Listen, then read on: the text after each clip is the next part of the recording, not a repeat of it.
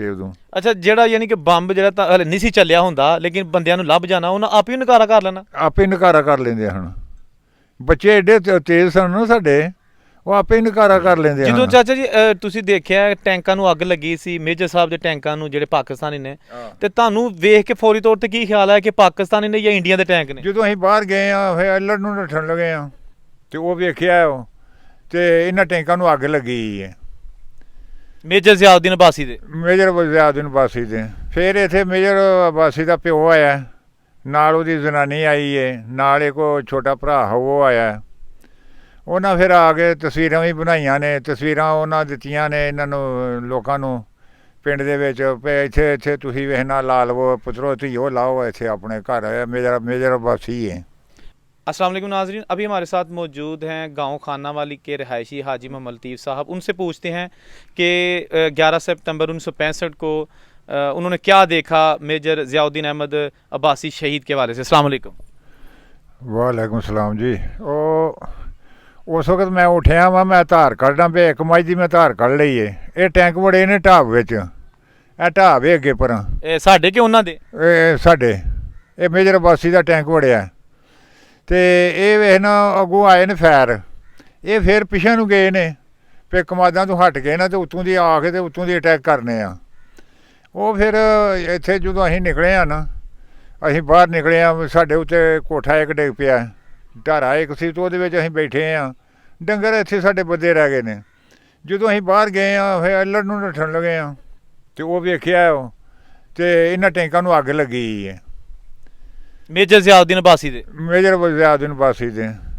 ਮਗਰੋਂ ਫਿਰ ਵਾਪਸ ਆਏ ਆ ਅਸੀਂ, ਤੇ 8-9 ਮਹੀਨੇ ਤੋਂ ਬਾਅਦ ਵਾਪਸ ਆਏ ਆ। ਫਿਰ ਇੱਥੇ ਮੇਜਰ ਅਬਾਸੀ ਦਾ ਪਿਓ ਆਇਆ, ਨਾਲ ਉਹਦੀ ਜਨਾਨੀ ਆਈ ਹੈ, ਨਾਲ ਇੱਕ ਛੋਟਾ ਭਰਾ ਉਹ ਆਇਆ।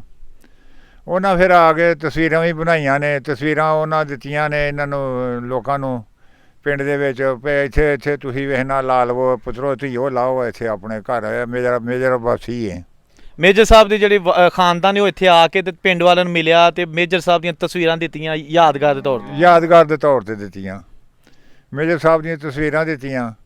ਉਹ ਫਿਰ ਇੱਕ ਜਨਾਨੀ ਪੁੱਛਣ ਲੱਗੇ ਵੀ ਇਹਦੀ ਸ਼ਾਦੀ ਨੂੰ ਤਾਂ ਹਾਲੇ 2-4 ਦਿਨ ਹੀ ਹੋਏ ਹਨ, ਤੇ ਹੁਣ ਤੁਸੀਂ ਕੀ ਕਰੋਗੇ, ਇਹ ਤਲਾਕ ਦੇ ਦਿਓਗੇ? ਆਖਣ ਲੱਗੇ ਕਿ ਨਹੀਂ, ਮੇਰਾ ਛੋਟਾ ਭਰਾ ਹੈ ਵੇ, ਮੇਰਾ ਛੋਟਾ ਬੱਚਾ ਹੈ, ਇਹ ਜਵਾਨ ਹੋਏਗਾ ਫਿਰ ਇਸ ਨਾਲ ਸ਼ਾਦੀ ਕਰਨੀ ਹੈ। ਸਾਡੇ ਖਾਨਦਾਨ 'ਚ ਕਦੇ ਕਿਸੇ ਤਲਾਕ ਨਹੀਂ ਦਿੱਤੀ। ਤੇ ਉਹ ਫਿਰ ਇੱਥੇ ਆਇਆ ਬਾਅਦ 'ਚ ਮੇਜਰ ਅਬਾਸੀ, ਆਪਣਾ ਵਾਲਦੋਂ ਦਾ। ਉਹਨੇ ਫਿਰ ਕੀ ਕੀਤਾ ਵੀ ਉਹਨੇ ਵੇਖਣਾ ਤੋੜੇ ਵਿੱਚ ਇੱਕ ਹੱਡੀਆਂ ਪਾਈਆਂ ਚੁਣ ਕੇ, ਸੜ ਗਏ ਹੁਣ। ਫਿਰ ਆਂਦਾ ਸੀ ਮੈਂ ਹੱਜ ਕਰਨ ਗਿਆ ਵਾਂ, ਤੇ ਮੈਂ ਉੱਥੇ ਜਾ ਕੇ ਦਫਨ ਕੀਤੀਆਂ ਨੇ। ਫਿਰ ਉਸ ਤੋਂ ਬਾਅਦ ਇੱਥੇ ਰੋਡ ਬਣਾਏ ਉਸ ਸਰਕਾਰੀ ਤੌਰ 'ਤੇ, ਇੱਟਾਂ ਮੰਗਵਾਈਆਂ ਹੋ ਇਹਨਾਂ, ਇੱਟਾਂ ਹਕੂਮਤ ਨੇ ਆਉਂਦੀਆਂ ਨੇ, ਇੱਟਾਂ ਵੀ ਸ਼ਿਵਲ ਵੀ ਲਾਏ ਨੇ ਹਕੂਮਤ ਨੇ, ਉੱਚਾ ਪਿਆ ਕਰਕੇ, ਤੇ ਫਿਰ ਇੱਟਾਂ ਸ਼ਿੱਟਾਂ ਲਾ ਕੇ, ਤੇ ਫਿਰ ਉਹ ਬਣਾ ਕੇ, ਤੇ ਫਿਰ ਗਿਆ ਸੀ। ਜਦੋਂ ਚਾਚਾ ਜੀ ਤੁਸੀਂ ਦੇਖਿਆ ਟੈਂਕਾਂ ਨੂੰ ਅੱਗ ਲੱਗੀ ਸੀ, ਮੇਜਰ ਸਾਹਿਬ ਦੇ ਟੈਂਕਾਂ ਨੂੰ ਜਿਹੜੇ ਪਾਕਿਸਤਾਨੀ ਨੇ, ਤੇ ਤੁਹਾਨੂੰ ਵੇਖ ਕੇ ਫੌਰੀ ਤੌਰ ਤੇ ਕੀ ਖਿਆਲ ਆਇਆ ਕਿ ਪਾਕਿਸਤਾਨੀ ਨੇ ਜਾਂ ਇੰਡੀਆ ਦੇ ਟੈਂਕ ਨੇ? ਨਹੀਂ, ਸਾਨੂੰ ਤਾਂ ਪਤਾ ਸੀ ਵੀ ਪਾਕਿਸਤਾਨੀ ਟੈਂਕ ਨੇ। ਇੰਡੀਆ ਦੇ ਤੇ ਸੜਕ ਦੇ ਉੱਤੇ ਖਲੋਤੇ ਹੁਣ। ਇੰਡੀਆ ਦੇ ਜਦੋਂ ਅਸੀਂ ਬਾਹਰ ਨਿਕਲੇ ਆ ਨਾ, ਕੋਠਾ ਸਾਡੇ ਉੱਤੇ ਡਿੱਗ ਪਿਆ, ਬੰਬ ਇੱਕ ਡਿੱਗਿਆ ਨਾ, ਤੇ ਅਸੀਂ ਬਾਹਰ ਨਿਕਲੇ ਆ, ਤੇ ਇੱਥੇ ਸਾਡੇ ਫੈਰ ਇੱਥੇ ਟੈਂਕ ਖਲੋਤੇ ਹਨ ਇੰਡੀਆ ਦੇ, ਸੜਕ ਦੇ ਉੱਤੇ ਪਾ ਬਣ ਕੇ। ਤੇ ਉਸ ਤੋਂ ਬਾਅਦ ਅੱਗੇ ਤੁਹਾਡੇ ਪਿੰਡ ਵਾਲ ਵੀ ਆਏ ਨੇ? ਪਿੰਡ ਵਾਲੇ ਆਏ ਨੇਗੇ, ਪਿੰਡ ਦੇ ਉੱਤੇ ਕਬਜ਼ਾ ਕੀਤਾ ਨੇ ਆ ਕੇ ਗਏ। ਤੇ ਪਿੰਡ ਵਾਲੇ ਚਲੇ ਗਏ ਸਨ, ਕਿੱਥੇ ਗਏ ਸਨ? ਇਹ ਪਿੰਡ ਵਾਲੇ ਇਸ ਪਾਸੇ ਨੱਠ ਗਏ ਹਨ, ਡਸਕੇ ਵੱਲ, ਕੁਦਰਾਂ ਵਾਲੇ ਵੱਲ, ਯਾਨੀ ਪਿੱਛੇ ਪਿੱਛੇ ਹਟਦੇ ਗਏ? ਪਿੱਛੇ ਹਟਦੇ ਗਏ।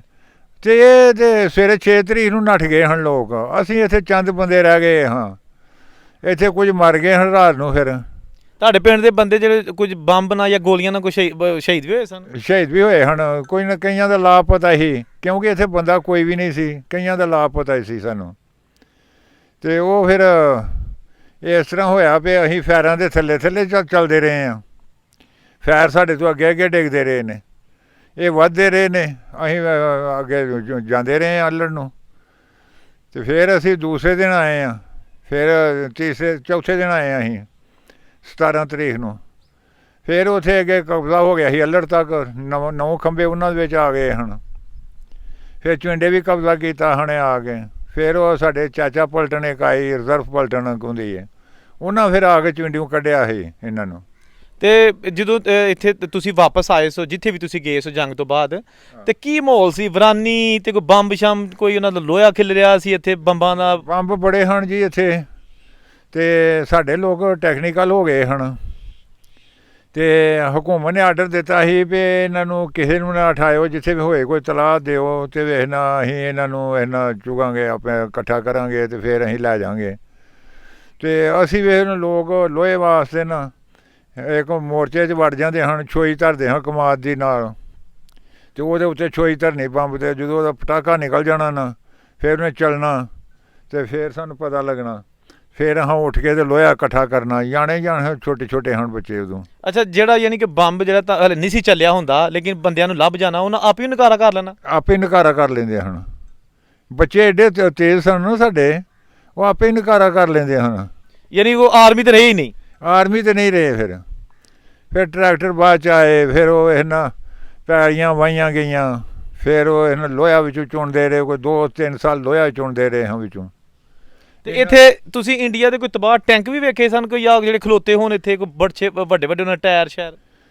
ਨਹੀਂ, ਉਹ ਤੇ ਕੋਈ ਵੀ ਨਹੀਂ ਹਨ ਇੱਥੇ ਆ ਸੜਕ ਦੇ ਉੱਤੇ ਟਾਹਲੀਆਂ ਵੱਢ ਕੇ ਲੈ ਗਏ ਹਨ, ਤੇ ਉਹਨਾਂ ਖਿੱਚ ਕੇ ਨਾ ਮੁੰਡੂ ਹੀ ਪੁੱਟੀਆਂ ਹਨ ਟਾਹਲੀਆਂ, ਇਹਨਾਂ ਵੱਡੀਆਂ ਵੱਡੀਆਂ ਟਾਹਲੀਆਂ ਹਨਗੇ ਥੱਬੇ ਦੀਆਂ, ਤੇ ਉਹ ਪੁਰਾਣੀਆਂ ਟਾਹਲੀਆਂ ਹਨ ਕਿਤੇ, ਤੇ ਉਹ ਮੁੰਡੂ ਵੱਢ ਕੇ ਤੇ ਉਹ ਇਹਨਾਂ ਸੜਕੋਂ ਵੱਢ ਕੇ ਉਹਨਾਂ ਤੇ ਲਿਆਂਦੇ ਹਨ, ਪੈਲੀ ਖਿੱਚ ਕੇ ਕੀਤੀਆਂ ਹਨ।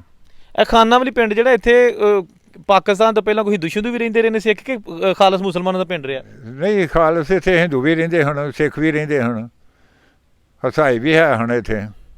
ਹਸਾਈ ਤੇ ਹੁਣ ਤੱਕ ਰਹੇ ਨੇ ਇੱਥੇ, ਹਿੰਦੂ ਤੇ ਜਿਹੜੇ ਹਨ ਸਿੱਖ ਇਹ ਬੜੇ ਹਨ ਇੱਥੇ, ਖੱਤਰੀ ਵੀ ਬੜੇ ਹਨ।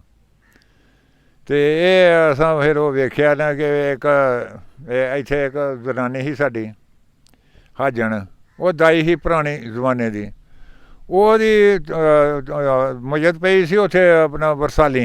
ਕਿਦੋਂ ਕੁ? ਉਦੋਂ ਹੀ ਸੰਨ 65 ਤੋਂ ਜਦੋਂ ਆਏ ਵਾਪਸ, ਉਹ ਉੱਥੇ ਉਹਨਾਂ ਉੱਤੇ ਕੱਪੜਾ ਦੇ ਕੇ ਨਾ, ਤੇ ਉੱਤੇ ਕਜੀ ਸੀ, ਤੇ ਉੱਤੇ ਫੱਟੇ ਪਾਏ ਮੋਰਚੇ ਦੇ ਉੱਤੇ ਰੱਖੀ ਸੀ ਉਹਨਾਂ ਨੇ। ਗੋਲੀ ਸ਼ੋਲੀ ਲੱਗੀ ਸੀ ਉਹਨੂੰ ਕੋਈ? ਨਹੀਂ, ਗੋਲੀ ਨਹੀਂ ਲੱਗੀ, ਆਪਣੀ ਆਈ ਨੇ ਮਰ ਗਈ ਸੀ।